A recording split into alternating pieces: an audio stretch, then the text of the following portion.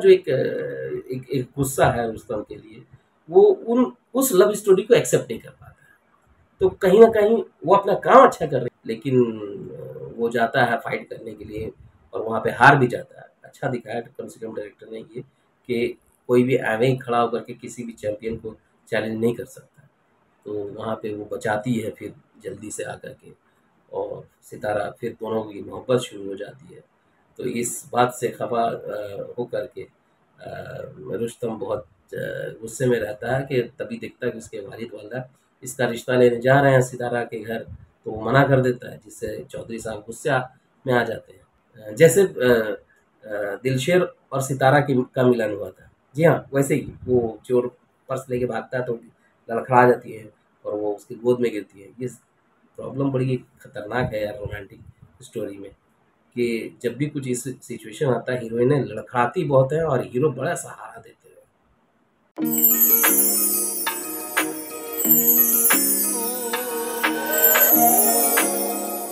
Hello, अस्सलाम वालेकुम, नमस्कार, सत श्री अकाल। मैं हूं आपका दोस्त मोहम्मद हबीब।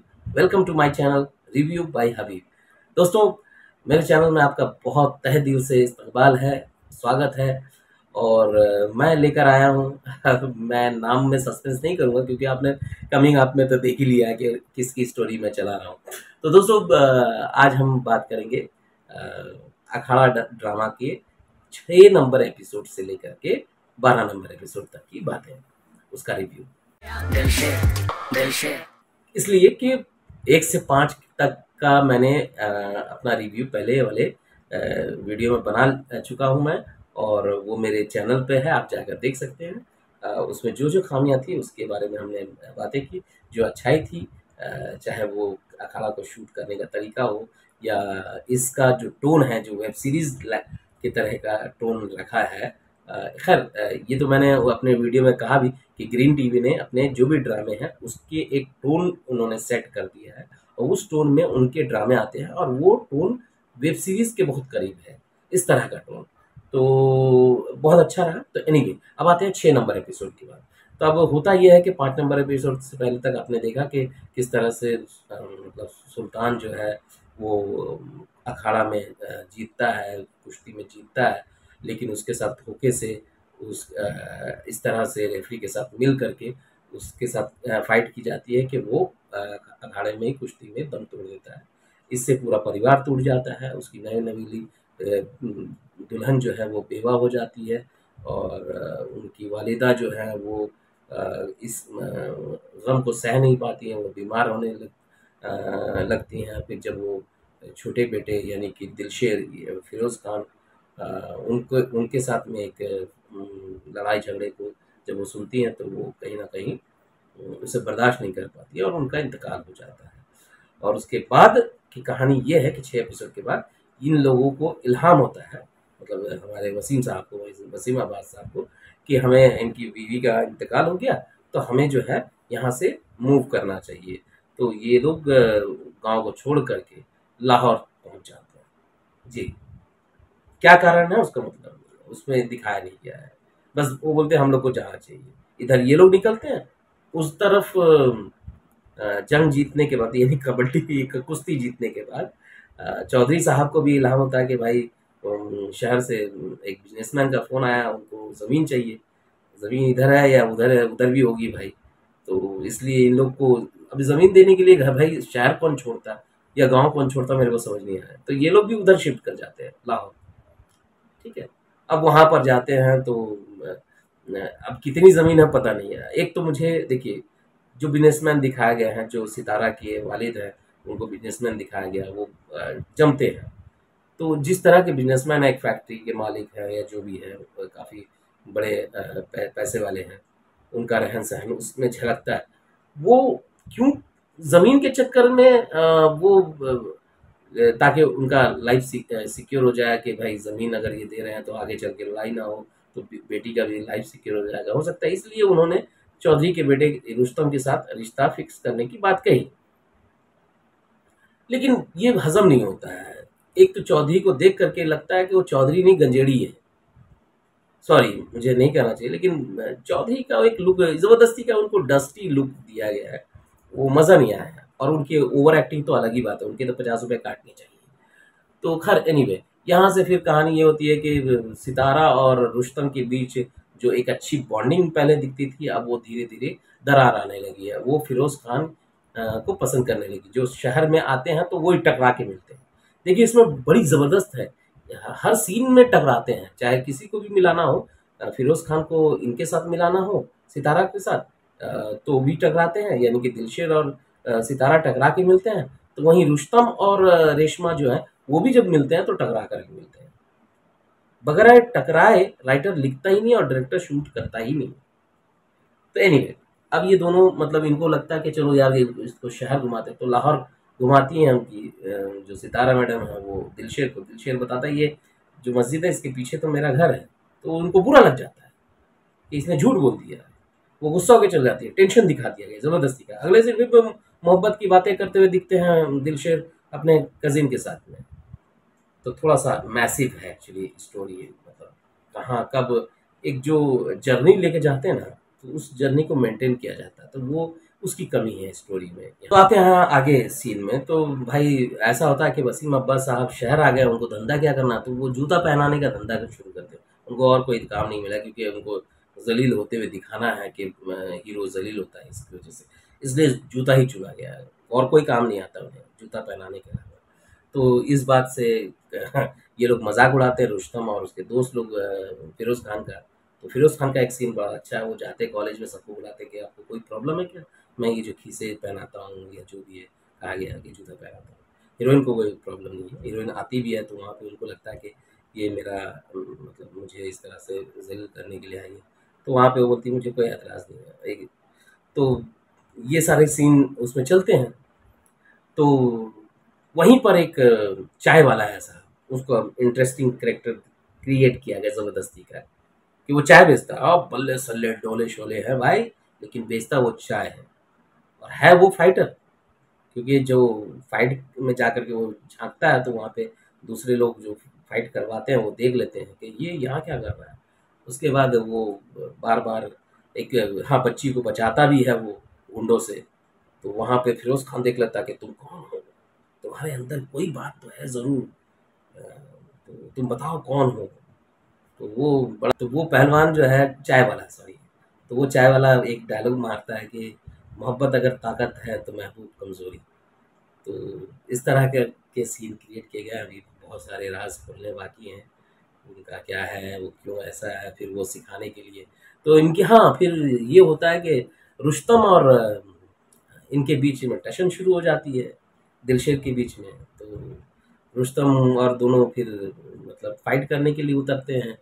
हाँ, तो दोनों के बीच टशन शुरू हो जाती है, और वो सब मतलब अपना सितारा को इम्प्रेस करने के लिए फाइट भी करता है और उनके दोस्त को हरा देता है। और वहीं पे फिर इनके साथ चैलेंज हो जाता है कि मैं इसको 1 हफ्ते के बाद हरा दूंगा। सोचिए जो चैंपियन है उसको एक फिरोज खान जो पहलवान है, मतलब देखिए जो पहलवान है, देखिए सबके अपने अपने दांव होते हैं, पहलवान का दांव अलग है, फाइट का अलग है, और उसके पंच ज़रूर मजबूत है। लेकिन वो जाता है फाइट करने के लिए और वहाँ पे हार भी जाता है। अच्छा दिखाया कम से कम डायरेक्टर ने ये कि कोई भी एवं ही खड़ा होकर के किसी भी चैंपियन को चैलेंज नहीं कर सकता। तो वहाँ पे वो बचाती है फिर जल्दी से आकर के, और सितारा फिर दोनों की मोहब्बत शुरू हो जाती है। तो इस बात से खफा होकर के रुस्तम बहुत गुस्से में रहता है कि तभी देखता है कि उसके वालिद वालिदा इसका रिश्ता लेने जा रहे हैं सितारा के घर। तो वो मना कर देता है, जिससे चौधरी साहब गुस्से में आ जाते हैं। फिर एक सीन क्रिएट किया गया है कि कॉलेज में कल्चरल प्रोग्राम होता है और वहाँ पर जोड़ी बनाने की बात आती है। तो सितारा को वो नकार देता है कि इसके साथ मुझे जोड़ी नहीं बनानी है, जाओ मैडम को बोल देना। सितारा उधर हट जाती है, तो फिर ये रेशमा के साथ जोड़ी बना लेता है। देखिए कमाल का है। अब रेशमा जो है वो उनके साथ जोड़ी बना करके रैंप में उतरती है, वहाँ पे वो लड़खड़ाती है जैसे दिलशेर और सितारा का मिलन हुआ था। जी हाँ, वैसे ही वो चोर पर्स लेके भागता है तो लड़खड़ा जाती है और वो उसकी गोद में गिरती है। ये प्रॉब्लम बड़ी खतरनाक है यार रोमांटिक स्टोरी में, कि जब भी कुछ इस सिचुएशन आता है हीरोइनें लड़खड़ाती बहुत है और हीरो बड़ा सहारा देते हैं। देखिए ये भी कंफ्यूज हो गया है। तो एनीवे, तो यहाँ पर एक बात आती है कि वो लड़खड़ाते हुए फिर वो दोनों का शॉट चलता है, देखिए स्क्रीन शॉट चल रहा है, दोनों एक दूसरे को देखते हैं। फिर पता चलता है रुस्तम को कि इसका भाई आया है छोड़ने के लिए, तो जब झांक के देखता है तो वो तो दिलशेर है, और पता चलता है अब वो बदला लेने के लिए इससे मोहब्बत कर रहा है। और क्या करेगा आगे आने वाली स्टोरी में मैं बताऊंगा, और उसके एपिसोड आ चुके हैं, लेकिन मैं उसका अलग रिव्यू बनाऊंगा, क्योंकि दोस्तों ज़्यादा एपिसोड के एक साथ रिव्यू करने में काफ़ी टाइम जाता है। तो दोस्तों यहाँ तक आती है स्टोरी की बात, जिसमें जितने भी, हाँ, एक ट्रैक उधर है कि वसीम साहब जो हैं उनको गांव में बुलाया जाता है, किसी का पैर टूट गया तो मूंछ ऊँछ बैठाने के लिए, तो उनको बाहर दिखाना था, क्योंकि वहाँ पे भाभी को अकेले दिखाना है।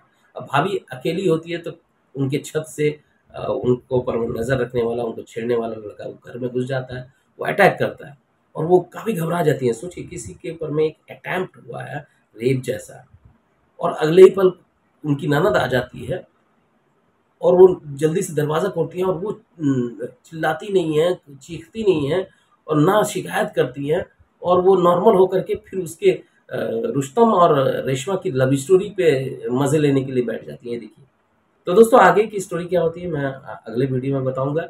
और यहाँ तक की स्टोरी में जहाँ तक काम की बात आए, तो फिरोज खान बस ठीक है, मतलब अभी तक वैसा कुछ नहीं नज़र आया है, और जिस तरह का उनका एक टाइप्ड कैरेक्टर है वो प्ले कर रहे हैं, और सितारा अच्छी लग रही है, मतलब बहुत ज़्यादा इम्प्रेसिव नहीं है अभी तक, लेकिन ठीक है उनका जो लुक है वो।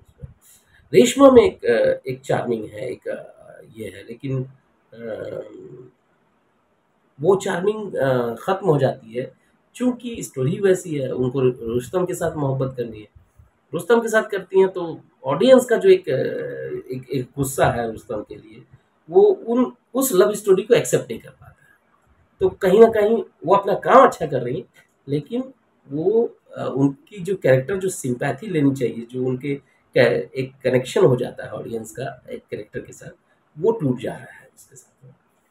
तो लेकिन कहीं-कहीं बेवकूफ़ी हो रही है। और वहीं फिरोज़ खान की शादी की बात उनकी भाभी से चलती है, एक थोड़ा-सा बीच में इस तरह की बातें आती है, और उनका एक अलग ट्रैक है, वहाँ भाभी भी इनकार कर देती हैं।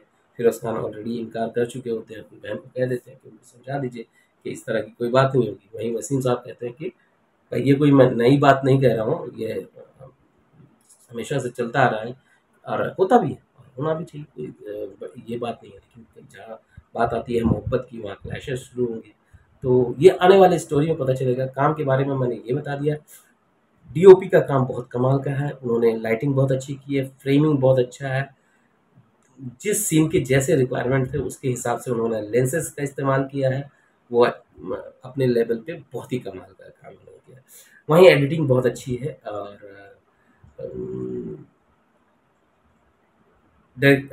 राइटर ने जितने भी सीन में मतलब ट्विस्ट डालने की कोशिश की वो ठीक ठाक है, और सिनेमा से इंस्पायर लगता है, कुछ नया क्रिएटिव नहीं है, और सो है। अब आते हैं डायरेक्शन की।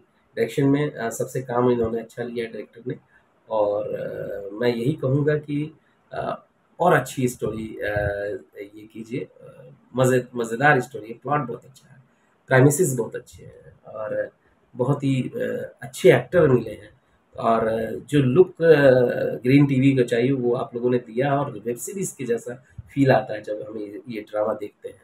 तो ओवरऑल सब कुछ ठीक ठाक है, लेकिन बैकग्राउंड म्यूज़िक की बात जहाँ तक आती है, अ, तो मुझे लगता है कि पाकिस्तान के उर्दू ड्रामा में ओएसटी बहुत कमाल का होता है, और ओएसटी एक बहुत अहम रोल निभाता है ड्रामा को हिट करने के लिए।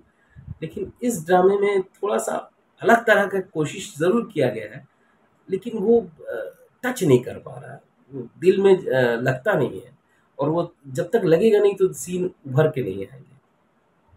ठीक है ना? आप देख लीजिए मेरे पास तुम हो या इश्क मुर्शिद हो, किसी का भी ओएसटी देख लीजिए, वो ड्रामा तभी, या मन मायल हो, हाय हाय! मन मायल की तो बात ही अलग, एक आलाप ही आ जाता तो कमाल हो जाता।